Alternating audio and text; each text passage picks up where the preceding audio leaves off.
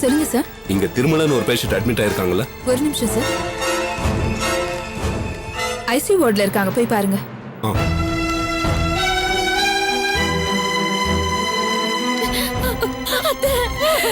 அகிலா,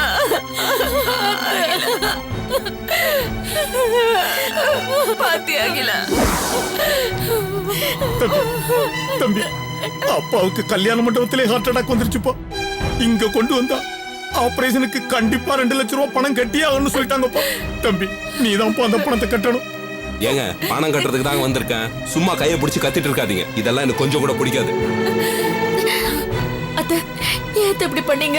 மண்டபத்திலேயே ஒரு போன் பண்ணி சொல்லி இருக்கலாம்ல, நான் ஓடி வந்திருப்பேன்ல. அம்மா, அப்பாவுக்கு என்னமா ஆச்சு? திடீர்னு ஹார்ட் அட்டாக்னா அபிராமி போன் பண்ணா. அப்பா இப்ப எப்படிமா இருக்காரு? அப்பாவுக்கு உடனே ஆபரேஷன் பண்ணி ஆகணுமா, அதுக்கு 2 லட்சம் ரூபாய் கட்டணுமா. நீ கொண்டு வந்திருக்கியா?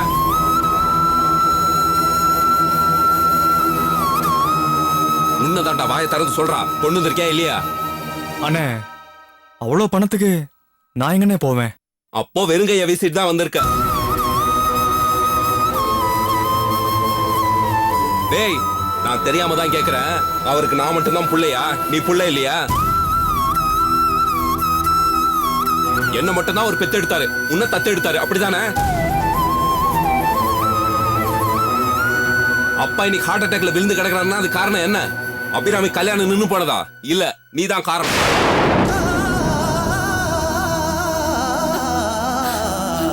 உனக்கு 3 லட்சம் ரூபாய் தூக்கி கொடுத்ததுனால தான் அவர் ஹார்ட் அட்டாக் வந்து படுத்திருக்காரு. இல்லன்னா அந்த பணத்துல நகை வாங்கி அபிராமி கல்யாணத்தை ஜாம் ஜாம் நடத்திருப்பாரு. உன் வாயில போட்டதுனால தான் இப்படி படுத்திருக்காரு. என்ன தம்பி, பழச பத்தி பேசுற நேரமா இது? வாங்க போய் பணத்தை கட்டலாம். ஏங்க, அவனுக்காக வக்காலத்து வாங்காதீங்க. கொஞ்ச நேரம் பேசாம இருங்க. இப்படி பேசினாலாவது அவனுக்கு புத்தி வருதான்னு பாப்போம். ஏங்க, குத்தி கட்டுற நேரமாங்க இது? அவர்கிட்ட பணம் இருந்தா எல்லாருக்கும் முன்னாடி தூக்கி கொடுத்துருப்பார்ல. கிழிச்சான். இவனை பத்தி எனக்கு தெரியாதா என்ன? டேய் வினோத், அவனே குத்த சொல்லாம போய் பணத்தை கட்டிட்டு வாடா. ஆமா, நான் எது பேசினாலும் உங்களுக்கு தப்பா தானே தெரியும். பணம் வேணும்னா மட்டும்தான் எனக்கு போன் பண்ணுவீங்க.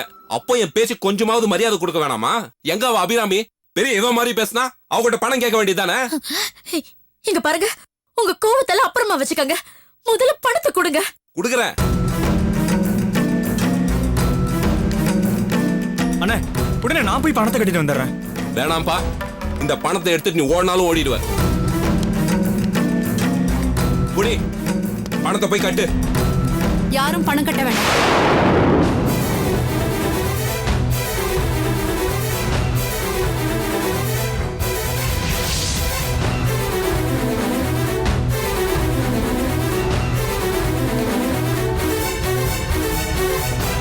அண்ணி, அந்த பணத்தை அண்ணன்கிட்டே கொடுத்துருங்க.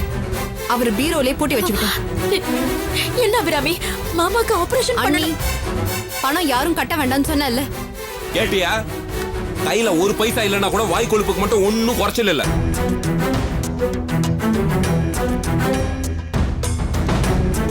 வீட்டுல என்னமோ சொன்ன, உறவு அதீதுன்னு சொல்லி கூட்டிட்டு வந்தேல்ல, என்ன சொன்னான்னு கேட்டியா? பணத்தை கட்ட வேணாமா? நான் அப்பவே சொன்னேன் வரமாட்டேன்னு சொல்லி. கூட்டிட்டு வந்து என் முகத்துல கரிய பூசிட்டேல. நீங்க கொஞ்சம் பேசாம இருக்கீங்களா? அபிராமி, இங்க பார், நீ பிடிவாதம் பிடிக்கிறதுல எந்த பிரயோஜனமும் இல்ல. மாமாக்கு ஆபரேஷன் பண்ணணும்னா இந்த பணத்தை கட்டி ஆகணும். தேவையில்லை, அந்த பணத்தை நானே கட்டுறேன்.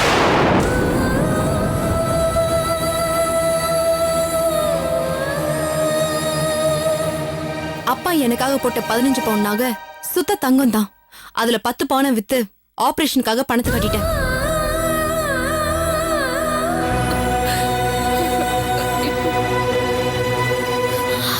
நகைய வித்துட்டியா? அது உன் கல்யாணத்துக்கு எதிர்காலத்துக்கு யூஸ் ஆகும்னு. அப்பா உயிரை விட எனக்கு என் கல்யாணம் பெருசில்ல நீ.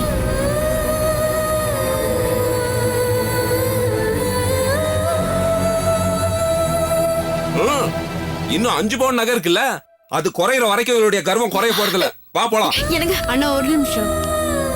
நான் ஒன்னும் கர்வம் பிடிச்சு அலையவும் இல்ல, உங்களை எல்லாம் உதறி தள்ளவும் இல்ல. நீங்க தான் ஒவ்வொன்றுத்துக்கும் கணக்கு பார்த்து எங்களை ஒதுக்கி வச்சிருக்கீங்க. ஒதுக்கி வைக்கப்படுறதுக்கு பதிலா நாங்க ஒதுங்கி இருக்கணும்னு நினைக்கிறேன். இது தப்பா? நீ அப்படியே போ. ஆனா அப்பா ட்ரீட்மெண்ட்காக கொண்டு வந்த பணத்தை ஏன் வேணாம்னு சொல்ற? அது உன் திமிர் தானே? எதுக்குன்னு விவகாரம்? அப்புறம் நீ இந்த பணத்துக்கு 1000 கணக்கு சொல்லுவ. அது கூட பரவாயில்ல, உன் புத்தி அதுதான் சகிச்சுக்கலாம். ஆனா அப்பா எழுந்து வந்ததும் நீங்க இப்ப நடமாடுறதே நான் போட்ட உயிர் பிச்சைன்னு பேசுவீங்க. அந்த பேச்ச என்னாலயோ அப்பாவாலேயோ தாங்கிக்க முடியாது. அத நான் வேண்டான்னு சொல்றேன். என்ன பொறுத்த வரைக்கும் உன்னை விட எனக்கு என் அப்பா அம்மா தான் வசதி. அவங்கள என் உயிர் இருக்கிற வரைக்கும் நான் காப்பாத்துவேன். இப்ப அப்பாவை பார்க்க வந்ததுக்கு நன்றி. நீ கிளம்பலாம். நீ திருத்த போறதில்ல. வாடி. எனக்கு வாடி. வாடுறல. விடுங்க. எனக்கு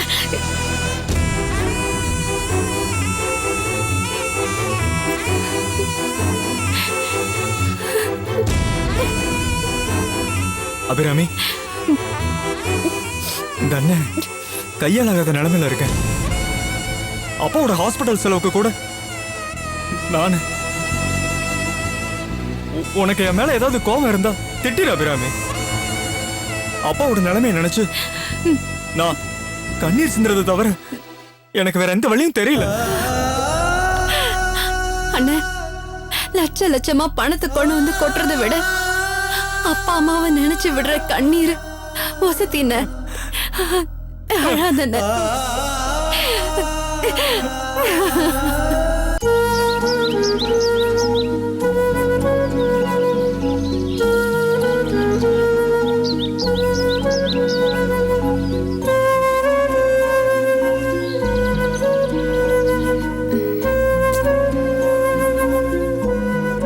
மாமா வரேன்னு சொன்னாரு, என்ன ஆள காணுமே.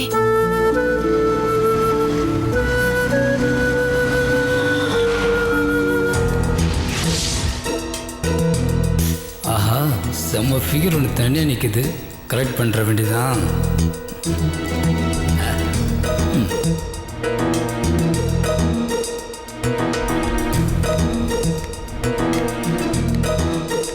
ஹாய். ரொம்ப நேரமா வெயிட் பண்ற மாதிரி தெரியுது. யாரையாவது எதிர்பார்க்கறீங்களா? இந்த பக்கம் போற வர பஸ் எல்லாம் கல்லடு தெரியறதா நாகத்தம்மனுக்கு வேண்டியிருந்தேன். ரொம்ப நேரமா ஒரு பஸ் கூட வரல. அதான் வேண்டுதல மாத்தி பைக்ல வர பசங்க மேல கல்லறி இல்லாமல யோசனை பண்ணிட்டு. தங்கச்சி, சாரி தங்கச்சி, நான் வரேன் தங்கச்சி. தெரியாம வந்தாச்சு.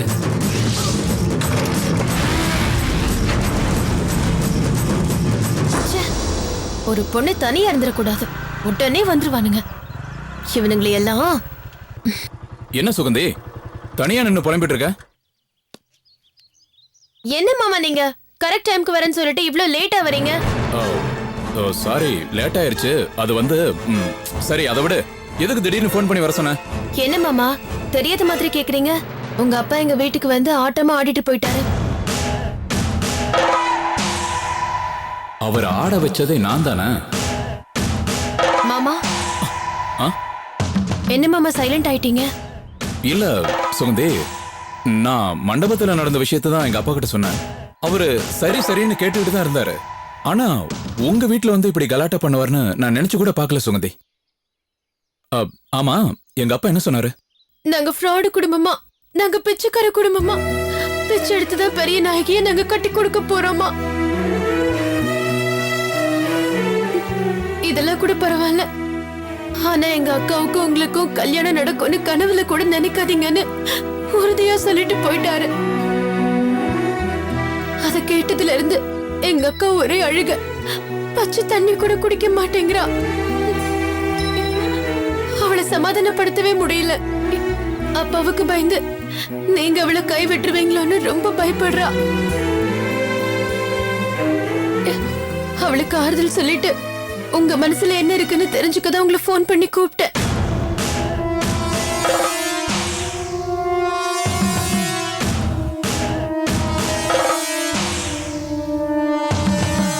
என்ன மாமா ஒண்ணுமே பேச மாட்டேங்கிறீங்க?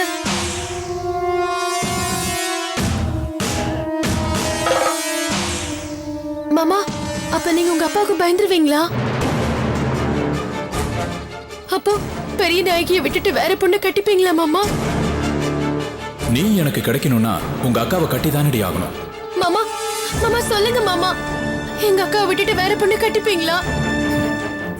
எத்தனை ஜென்மம் எடுத்தாலும் பெரிய நாயகி தான் என் மனைவி. அப்படியே மாமா டக்குன்னு பதில் சொல்லாம யோசிச்சீங்க? ஓ, அது வந்து எங்க அப்பாவை எப்படி சமாளிக்கிறதுன்னு யோசிச்சுட்டு இருந்தேன், அவ்வளவுதான். அப்பாடா, இப்பதான் என் மனசுக்கு நிம்மதியா இருக்கு. எங்க நீங்க நெகட்டிவான பதில் சொல்லிடுவீங்களோன்னு நான் ரொம்ப பயந்துகிட்டே இருந்தேன். நீ ஏன் பயப்படுற சுகந்தி? நீ கேட்டு நான் எப்ப நெகட்டிவா பதில் சொல்லியிருக்கேன்? தேங்க்ஸ் மாமா, ரொம்ப தேங்க்ஸ் மாமா. உங்களுக்கு எப்படி நன்றி சொல்றதுன்னு எனக்கு தெரியல.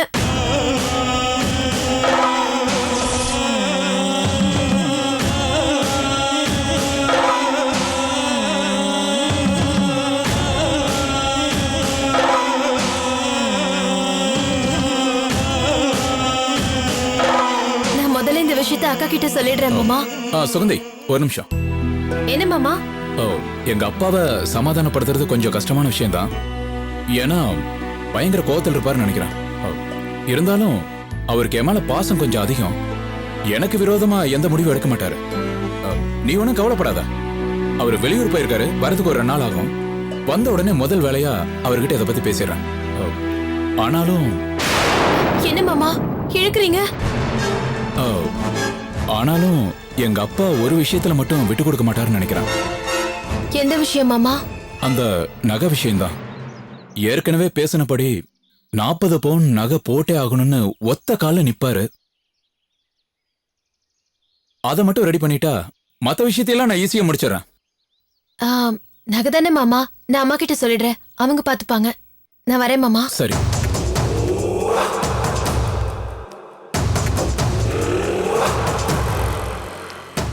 சுகந்தி,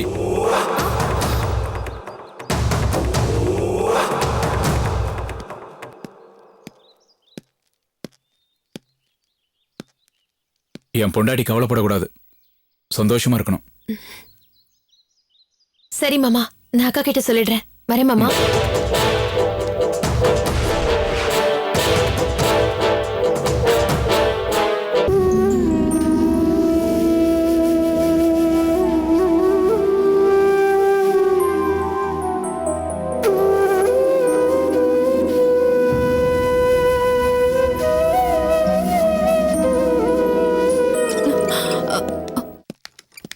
டாக்டர், அப்பாவுக்கு இப்ப எப்படி இருக்கு? Operation success. நீங்க எதுக்கும் கவலைப்பட வேண்டாம்.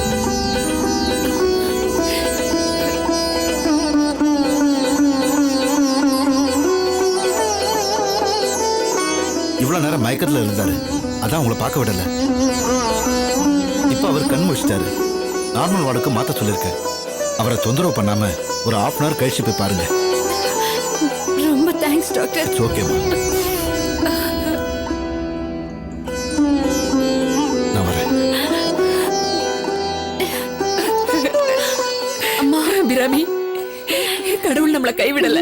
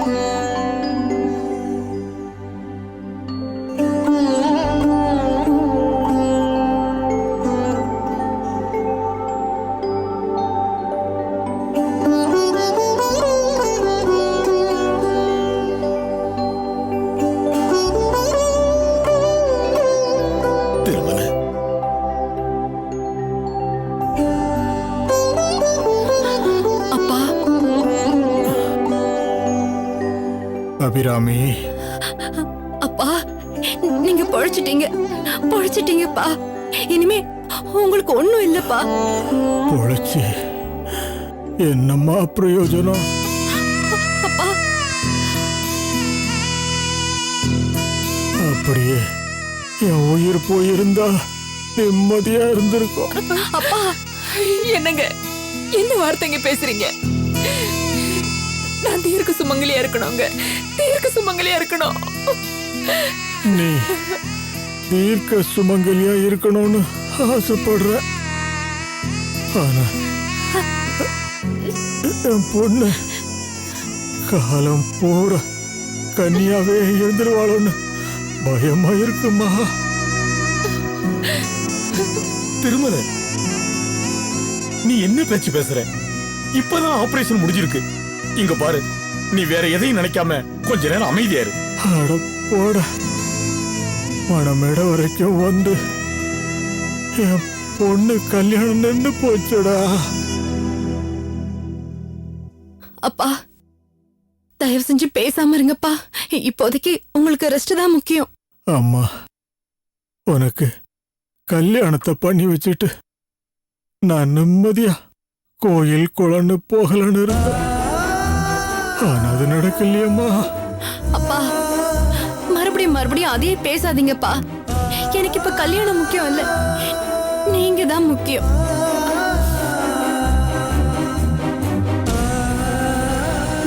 நீங்க நல்லா இருந்தாதான் நாங்களாம் நல்லா இருக்க முடியும்.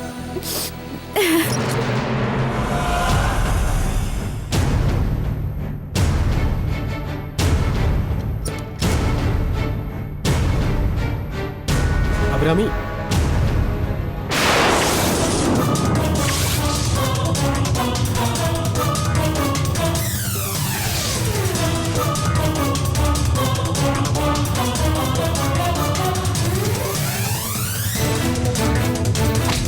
டேய் ராஸ்கல், நீ எதுக்குடா இங்க வந்து?